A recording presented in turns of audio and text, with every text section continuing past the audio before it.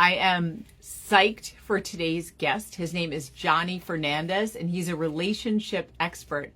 He actually used to be an attorney, if you can believe that. And we were talking the other day, and I thought, this is going to be some slick, hot shot. Here he is. And I didn't realize that I was completely wrong, and that he'll tell you himself.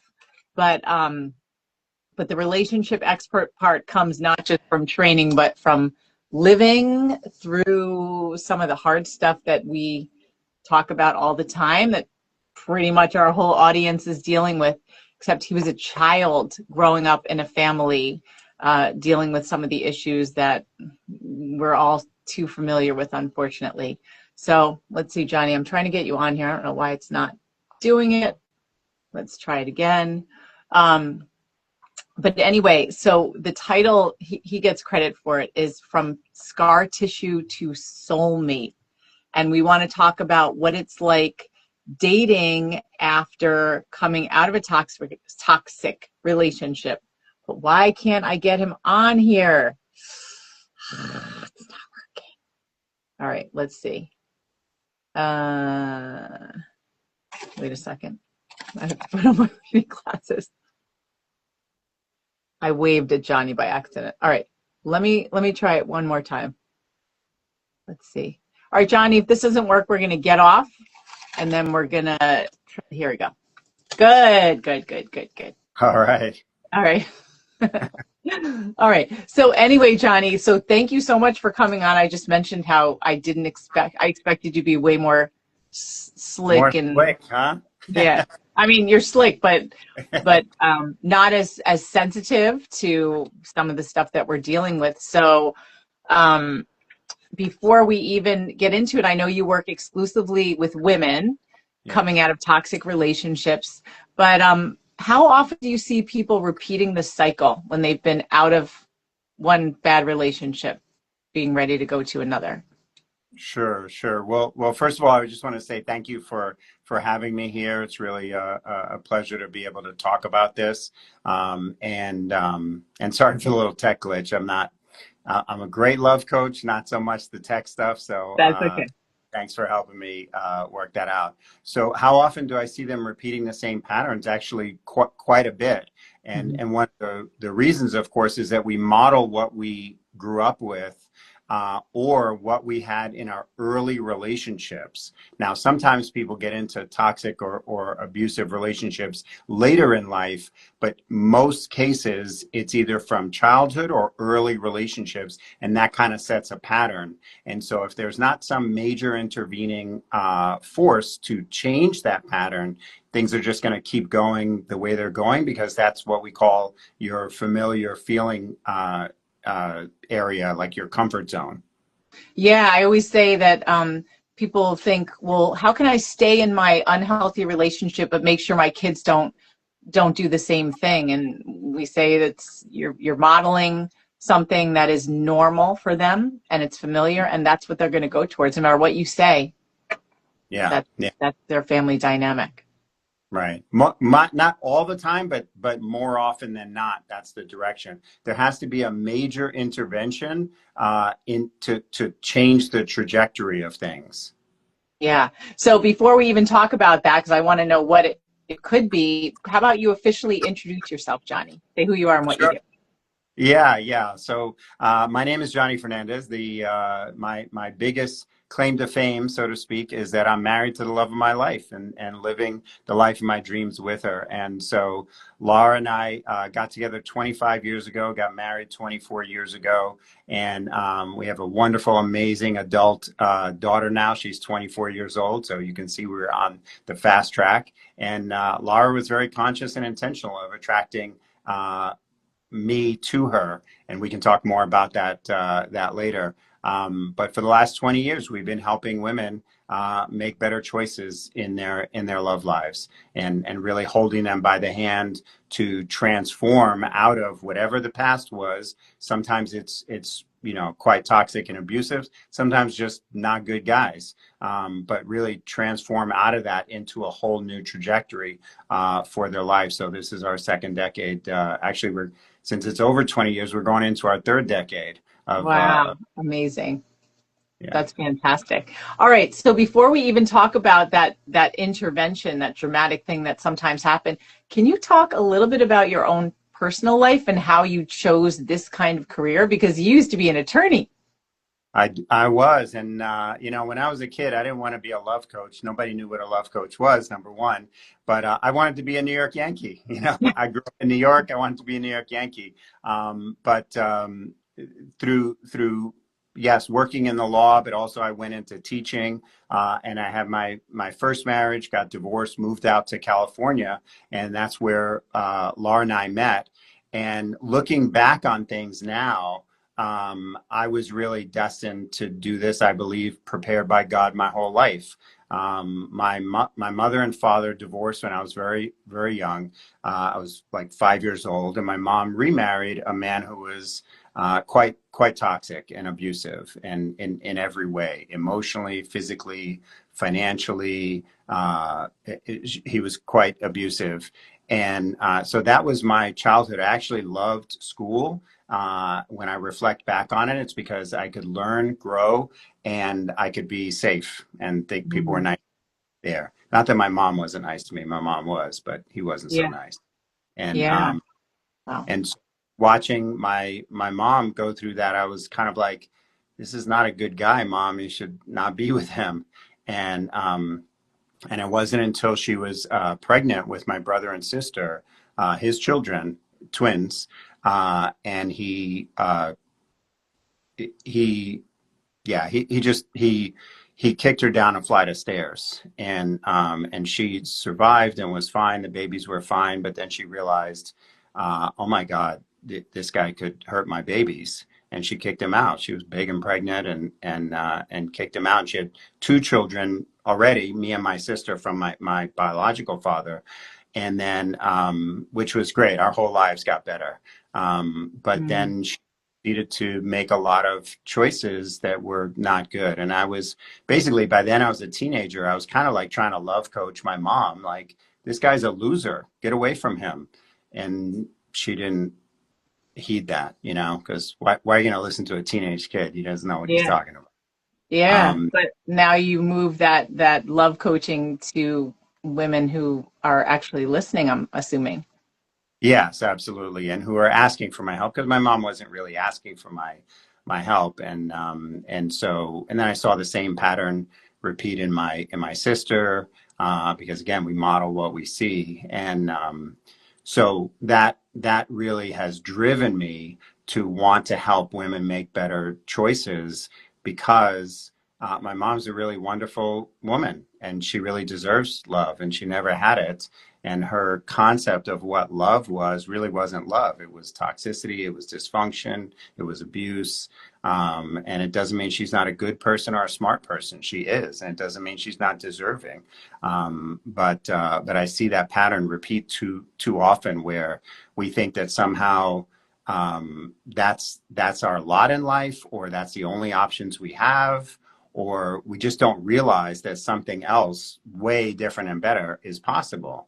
And when Lara, is my wife, is a chiropractor, when her patients started asking her, how did you attract this guy who's such a great guy for you? She said, oh, I was very conscious and intentional. And then they started asking her for essentially love coaching. And then we got together, and I realized, well, I could help to teach this. And you know, a lot of times women have had the experience of toxic and bad relationships.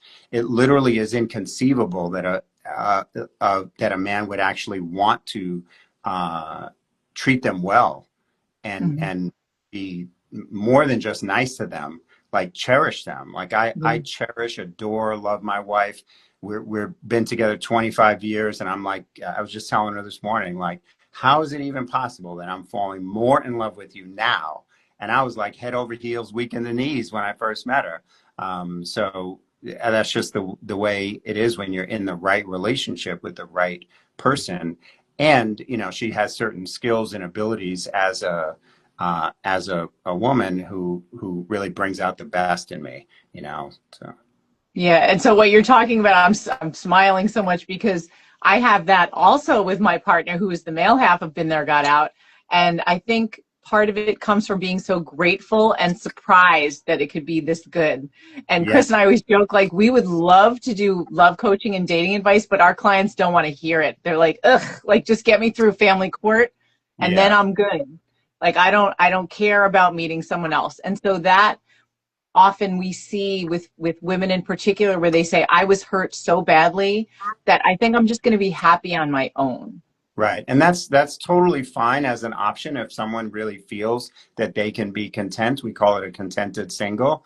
And that's totally fine. But for those that really want love, there needs to be some recognition that there is something else available, even if you don't know how to get there. And obviously that's where we come in with our coaching. And a lot of women like to ask me questions because they're like, why would a man think like that? Or why would a man do that? And Yeah. and most of the questions start out being basically the distinction is, why would a bad man do that?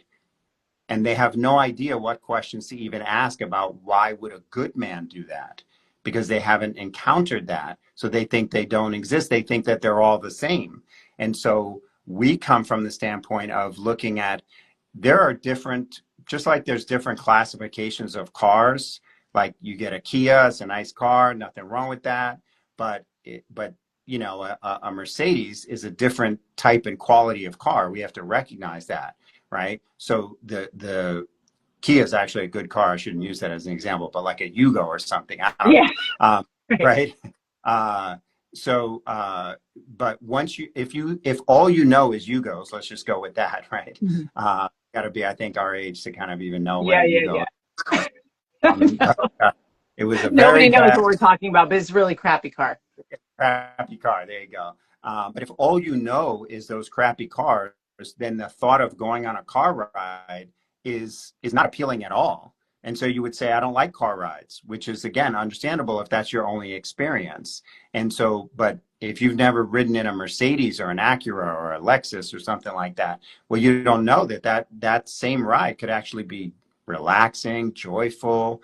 And it's the same thing in relationships, where if all you do is try to figure out how to weed out the bad guys, you're never really available for the good guys. But it starts first just mentally, that believing that something else must be possible. And some of that has to do with your faith, like believing that it's not like God doesn't love you. You know, like God, spirit, the universe loves you, wants the best for you, but maybe you just haven't been exposed to that yet. And so it's not like the right man is going to like be your savior or magically change anything, but you start to shift and change within yourself. And then you start to be able to receive in something different, you know? Yeah, yeah. And so what you were talking about with not realizing that there was anything but bad makes me think of the first time I saw the healthy relationship wheel. So with domestic violence, there's the power and control wheel, and it has all the bad things. And I had seen that from my training and just through the years. But then I saw the healthy relationship wheel, and I was like, wait a second. This just like what you said, like, how could this even be possible? How Yes. could how could people be like, a partner be good like that and not lie and not cheat and not try to take advantage? And then I found one. Yeah. Yeah. So, Yeah. but I The didn't way, know, just like everyone else, I didn't know that it existed. It sounds so stupid. right. Well, the way we like to think of it is, yeah, it's a kind of an analogy here, but just to go with, but to understand how it works is that when federal agents in the Treasury Department are tasked with finding counterfeit bills, counterfeit money, they actually spend almost no time looking at counterfeit money. They spend the overwhelming majority of their time looking at real money, and they Hmm. focus on that so much so that when they encounter a counterfeit bill, they may not be able to articulate why it's off, but they can tell something is off. And Hmm. that's where that's the way we approach our coaching, is like, we're not going to spend a lot of time on how to deal with guys that lie, cheat, steal. We're going to actually focus on understanding fully how good guys behave so that when that shows up, we can actually recognize it. Because otherwise, you lump the good guy in with the bad guy, and a good guy won't stick around for that. In fact, Right. he'll go the other way because he'll say, "I'm not really being treated like a prospect. I'm being treated more like a suspect, and I didn't even Yeah. do anything wrong." You know, like I know these other guys did something wrong, but I didn't do anything wrong. And so, so that's what we try to focus on is you want to focus on where you're going and where you want to go and focus on, like you said, that healthy relationship wheel. And then how can I get there? Right. Yeah. So I know a lot of women in particular say, I'm good. I don't want to try and put myself out there again. But we like to say, think about all of that time that this person took from you. Are you going Mm-hmm. to let them take your future? Like the possibilities of a chance of intimacy and love and happiness with somebody else. So it's just Yeah. something to consider. I know people here are probably not ready for this yet, but we have, Chris and I only deal with high conflict cases. Every single one involves some form of domestic violence. And we have seen our clients move on into healthier relationships. That's And beautiful. everything changes there because we do everything virtually. So their faces change, like you see a real difference. And we also see them, some of them repeat the cycle where we're like, oh no. Yeah, yeah, and sometimes that's just because of not knowing, well, now what, right? And having that. But the other thing to remember is that there are some people that are going to be content being single, but what Mhm. you don't want to do is end up thinking that you're content being single, but really having that be from fear, and then you Mhm. end up old. You know, I'm 60 years old now, so what's old keeps getting pushed out further and further. You know, now it's like 90s, you know. Um, so, but getting older and then realizing just what you said, like they took all those years from me and then they took the years after from me. And what I really wanted was love. And that's not, I know that hustle culture today tells women that somehow there's like a weakness or something like that if you want to have a relationship. But, you know, most of us, when we look at the most special moments in our life, they're shared with someone else. Mhm. And in a wonderful relationship with your husband or wife, depending on which one, when in a wonderful relationship, you get to live your life as yourself with all of your joys, and you have a witness to that, and you have a support for that, and that's hardwired into us as human beings. This is why whenever you could be walking in the park with a friend and you see a bird, you don't just go, "Oh, cool bird." You go, "Look at the bird." Right, Right? You right. see a Yeah. sunset, like they're right there.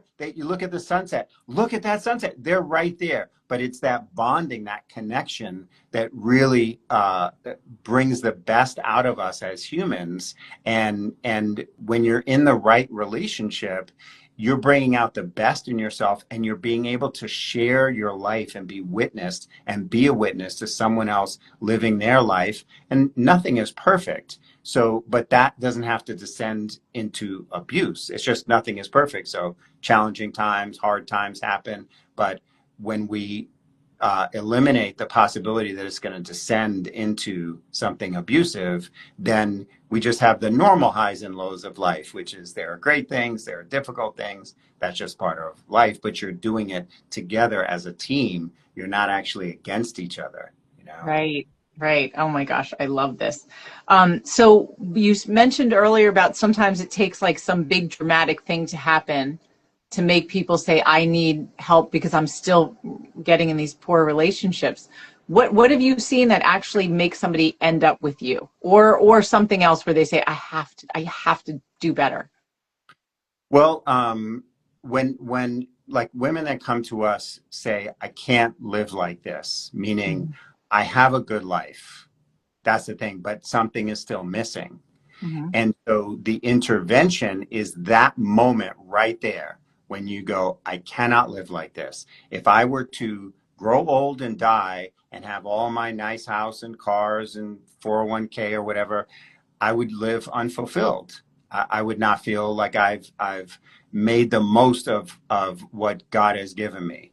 Mm-hmm. And so when you have that realization, then you're like, okay, what to do about it? It's just like if I wanted to, I don't know, go skydiving, which I'm definitely not going to do. But if I wanted to go skydiving, but I'd never done it before, I could want it, but that's not going to be enough. I would need to take a class or do something to get that. Like I mentioned before, I wanted to be a New York Yankee, Mm-hmm. and I really, really wanted it, but I didn't do the things that it took in order to have that. And so the big intervention is to first realize I want something different and then be willing to do whatever it takes, which Mm-hmm. part of it is education, right? Right. And is educating yourself that something else is possible. One of the things our clients like is since they can talk to me, they just ask like, why would a guy do this? Or what does this mean? Or something like that. And I tell them, and it's like mind blowing. Now, to me, Mm-hmm. it's just the way good men think, but to them it's a foreign thing.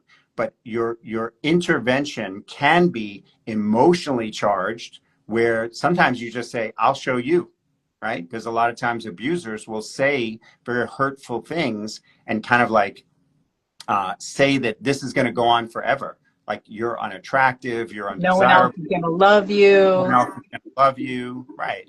And so when they say that, sometimes we let that kind of like get deep down in our spirit.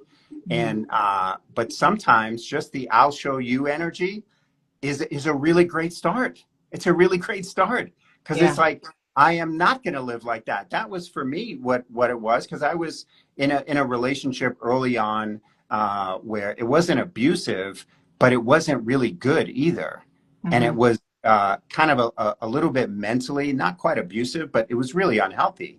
Mm-hmm. And this woman who happened to be a psychology student told me all about myself. She kind of read me up and down and, used all the big words and everything. And she said, because of your past and because of like this pattern that I see you doing, and here you are breaking up with me now, ruining this relationship, you are going to be alone for the rest of your life and you're going to die alone. And, it's easy to kind of feel like you can brush that off, but like she actually knew what she was talking about. She was getting a doctorate in psychology and her focus was on relationships. And for a minute, of course, I took that in as like, oh my gosh, she's so right.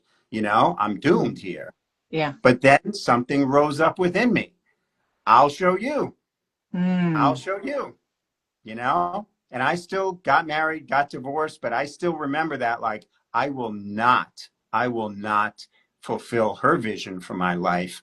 I'm going to fulfill my vision for my life, which is to be a husband, to be a father, and to do something positive in the world. I had no idea it was going to be love coaching, but just do something positive.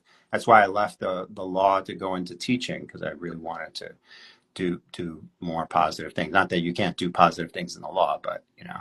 yeah. Yeah. Oh my, as you're talking, Johnny, I see so many parallels, even though we are on completely opposite ends of the Mhm. spectrum with what we do. But in terms of educating people, making them realize you're not doomed, there's another way to handle things. A lot depends on your perspective and your devotion to doing whatever it takes to get there, even if Yeah, it's counterintuitive, right? especially when it's counterintuitive, because the things that feel normal, like in my home growing up, like it was just, you could just have a regular dinner at home and go to sleep, or you could have a regular dinner and then at 2 in the morning you're in the emergency room. And Mm, so there's a certain acceptance of that as life. And as whenever we're in a household with abuse of any type, part of the feature of that is keeping it hidden, right? Nobody mhm, knows. Nobody at yeah, school knew that, right? No teachers knew or anything like that.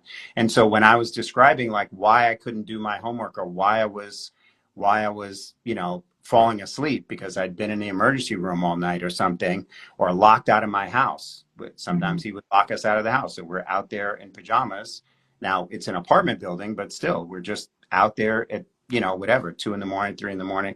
I kept it hidden, and so that practice of keeping this hidden and keeping it into yourself can create this almost like doom loop in our minds, mhm, that we're the only ones going through this and there's no way out, you know? And especially if you've dealt with it as a child or as a woman who's in a vulnerable position. meaning you are financially dependent on him, or you have little ones and you feel, whether you are or not, you feel dependent on him, that can kind of like lock in certain ways of thinking about yourself and your possibilities for your life that, again, need a major intervention.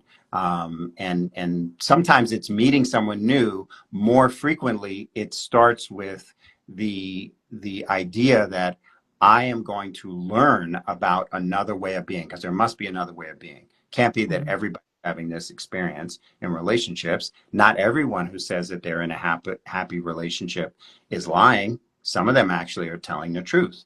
So Yeah. how could I be one of them?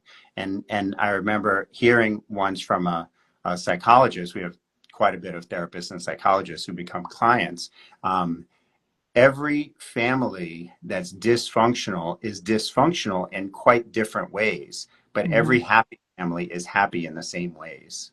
And so, Really interesting. yeah, I thought that was too. Yeah. And that there are just certain commonalities that are simply absent in the chaos of dysfunction and toxicity, that we sometimes people think it's boring, right? Is boring that I come home, like every morning I wake up and say to my wife, good morning, woman of my dreams, love of my life, center of my universe. Well, some people might say that's boring because I'm saying the same thing every day, but I'm Uh-huh. feeling it every day. Now, sometimes I may forget. I'm not like a robot, you know?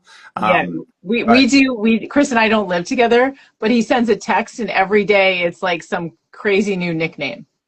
yeah, yeah, yeah. So there's little things that we do, but some people, if you're used to chaos, that can start to sound boring. Hmm. But the things that we really want isn't the electricity of the moment. What we really want is the comfort of having, of knowing that you have this person there for you, to share your life with and to share your ups and your downs, because we're all going to go through ups and downs, and to have somebody there who loves you, supports you, believes in you, and is on your side, this is priceless, you know? Yeah. But I think, like, when you talked about, especially growing up with domestic violence, being in those kinds of relationships, our brains have really been affected. And I know I've heard things like you're so used to drama and chaos that you're drawn towards that, and it is boring. So how Yes. do we rewire our brains to not crave drama? I mean, this is where the study, and the studying of, going back to the example of the counterfeit bills versus the real bills, the studying of real healthy relationships comes in. Obviously, we do that like for our clients. Mhm. But I mean, having that example in front of you and then bringing it up close and personal. And then if you find someone that you resonate with, try to learn from them. Try to learn everything you possibly can from them, because it's that thought process of like, that's boring. That is the very thing that shows you that you don't have enough reality on a different reality. Yeah, like it's not real to you that there's another reality that's available. Because what's really, like, some people think that chaos is like part of the intimacy and the electricity and all of Right, like that, and attraction. the attraction. But what's really attractive is, like Lara would say, just like watching my relationship with our daughter. Like that's Mhm. what's really attractive. I mean, I love Lara, but I love her more since she's such a great mom to our daughter, who's the other person I love the most. Like, I love Lara the most in the world, except this other person that I love the most in the world, which is our daughter. And Laura's extra good to her, so I love Lara even more, Right, and right. she does the same thing about me. And so the idea is that there's a whole other universe that's possible, and we want to dive into that other universe. It's just like, a lot of times poor people, financially poor people, will ask other financially poor people how to get rich. And Mhm. that's not really, they don't know, because if they'd have known, they would be doing it. So Yeah. we want to ask the people that have the relationship that we want. Otherwise, we're kind of like asking the person who's not in shape, how do I get in shape? And they may know things intellectually, but they can't feel what they're talking about. And by that, at that point, you might as well just be talking to ChatGPT, you know? Right, right. And as you're saying that again, I'm thinking of the parallels between what we do and how you want to talk to people who are on the other side for us, like people who have made it through intact. Their kids Yeah, are okay, they're okay. Hopefully they're in a good relationship, if not romantic, but they have close other relationships. It's not just the people who are still suffering and keeping you in this trauma loop as though everyone is like this and you're never going to find someone good. right, right. And when we're in that, it's not like anybody. I mean, I know that you know this, but I just want to make sure everybody knows that I know this. That it's not like people are saying, "I choose this bad relationship." Mhm. It's not that. You're choosing the things that are good about the relationship and are in an emotional habit pattern of either ignoring or justifying or kind of deluding yourself about those bad things. You're experiencing them. You see that they're bad, but there's a like a little meter in our head for how bad is it. And sometimes our meter is a little broken, you Yeah, know? And yeah, so for when our sure. meter's a little broken, we need to like ask someone to help, right? Like I'm not so good at I mean, I know how to dress myself and stuff, but when I follow my wife's recommendations, I get more compliments. So sometimes it's helpful to have somebody else who's outside look at you and go, "Oh, you're going to look better in this or that or Yeah, something like, you right. know." And you're Yeah. open to it. Absolutely. Yeah. And that's another thing is like wherever we are going to learn what we need to learn, there has to be a human being there.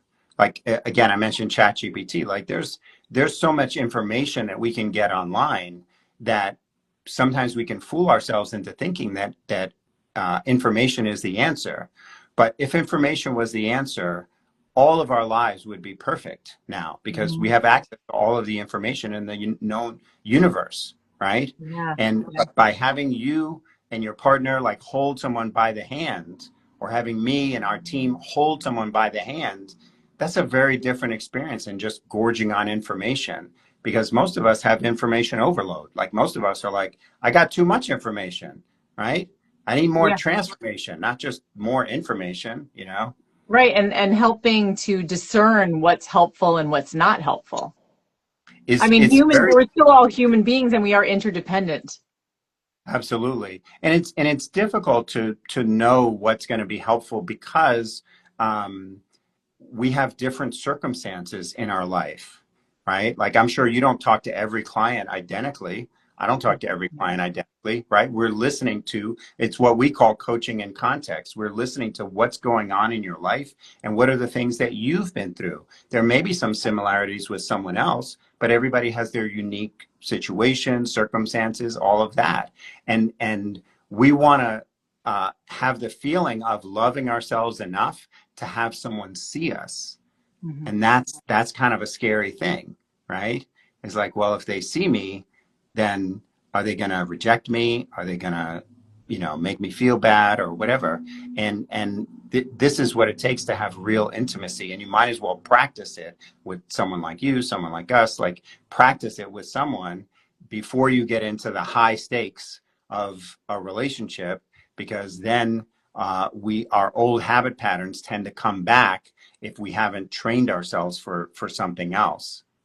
Yeah, that's so interesting about the intimacy thing because I always think about how our relationships with our clients are extremely intimate as well. And then I tell them, and when your relationship with your divorce attorney sometimes is very intimate because they know all of these personal things about your life. And so it's important to practice. Yeah, Can I be vulnerable? Like I have to be vulnerable for certain people and then use those skills or that ability to possibly a romantic relationship. absolutely. And we all want authenticity, right? We especially now, right? There's AI generated this and that. Like we all want authenticity. And so, but it's kind of a habit that we get into where we hide behind screens, we hide behind, gorging on information. And so these are just habits because it's difficult emotionally to get up to even just to get on a live like this, or to get on a Zoom with you, or for us a Zoom or a live event like this is difficult emotionally, but this is what it takes in order to be in a real relationship. Like none of us want to have like I don't know, second city, like AI, Ready Right. Player One. If we want to have a Right. real in the real world, right? And Yeah. so breaking out of that, but it starts really mentally, just deciding that I'm just not going to live like this. I'm gonna do something, and that was my thinking. I mean, I grew up in the projects and all of the things, the domestic violence, the drug use and abuse, and I was just like, I'm not going to live like this. Now, it took Mhm. me a long time to end up where I wanted to be in terms of being with the woman of my dreams, living the life of my dreams. And again, not that everything is perfect, but I'm with the right person and we're creating a life. And, but it started with the idea of like, this is just not going to be my destiny. I'm going to do Mhm. whatever it takes to make this not my destiny. And a lot of times people think that just because they kind of meandered or wandered into this bad relationship or this bad habit pattern, that they can kind of like, it can be like the same energy to meander or wander out of it, and it can't. It has to Yeah. be like running from a tiger. It's got to be like really, putting forth a lot of energy, a lot of time, energy, resources, a lot of emotional capital to get out, because there's a certain gravitational pull of our past that, it's been going on for a while, right? These ideas, these thoughts, these experiences, it's been going on for a while. And so to break out of that as we are, getting older, like when you're 20, you just think you know everything and everything is possible, right? Mhm. But then as life goes on, we get more humbled and we realize, well, maybe not everything is possible, right? And this is where we want to have the discernment to say, well, maybe not everything is possible, but wanting to be in a healthy relationship where I'm loved, cherished, and adored, that's possible. Maybe I'm not going to become the richest woman or man in the world. Maybe I'm not going to fly to the moon. Maybe I'm not going to, start some zillion-dollar business, but having someone who loves me, who I can love to share my life with, that's possible, you know? And that's Yeah. really what most of us want. Like, there's very few people that want to be zillionaires and fly to the moon and do all these like big things. Most of us just want to Oh, have a hunt, yeah. we just want Yeah. love.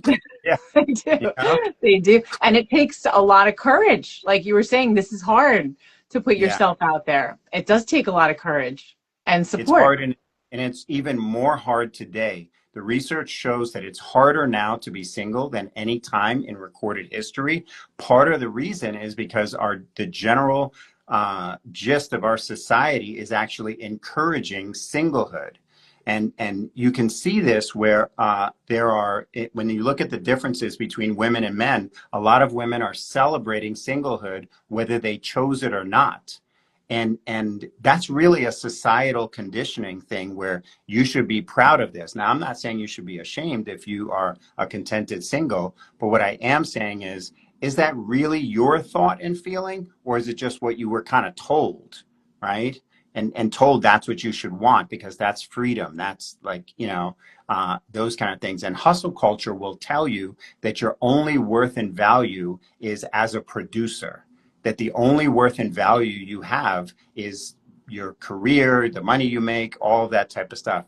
But a lot of us don't stop to think like, well, you're very replaceable at work, right? Like Mhm. if you quit or get fired or I don't know, get into a car accident and can't come to work for 6 months, like it's not like the whole company's going to shut down. They're just going to get somebody else, right? So you're Yeah. very replaceable at work, but at home in the right relationship, you're irreplaceable. So why does it make sense to revolve our whole life around our work self when our personal self is the one that really makes the difference in our lives? And so it's very hard today to be single because the whole society is saying, go for it, just keep doing it. But meanwhile, when you're home at night, it's 10, 11 o'clock, you're crawling into a cold bed again, and it just can be like, something's missing here.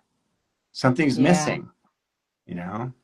Yeah. Yeah. My phone is about to overheat. I'm like, oh no, no, please don't cut us off. Oh, okay. Well, Johnny, I feel like there is so much more to talk about, and I don't want it to cut off. So Yeah. we're going to have to continue this conversation like a part two. But before my phone dies, can you tell people how to find you? Sure. So you can find us at radianceandcourage.com. radianceandcourage.com. That's our website. You can see all of our happy success stories. And behind those smiling eyes, a lot of them have been exactly where you are or have been. So obviously they don't always tell that in their public testimony. Sometimes they do. But you can learn more there. We have free resources and different things.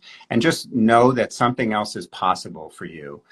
We have a podcast that we haven't updated in about 4 years, but you can listen to that, Single to Soulmate. It's a great podcast, but we haven't dropped any new episodes in a few years. We'll revive it sometime, I think, in 2026. But radianceandcourage.com. And if you forget that, our names are Johnny and Lara. You can just go to johnnyandlara.com and it'll whisk you away to radianceandcourage.com. Yes. Oh my gosh. This is such an awesome, inspiring conversation. It's a happy conversation. Yeah. And I love that I can relate to it so much too. But I'm so glad that you came on and that you were able to talk about your own experience, because you're part of the Been There, Got Out Club. And, and that there is hope. But it does take work and it does take education.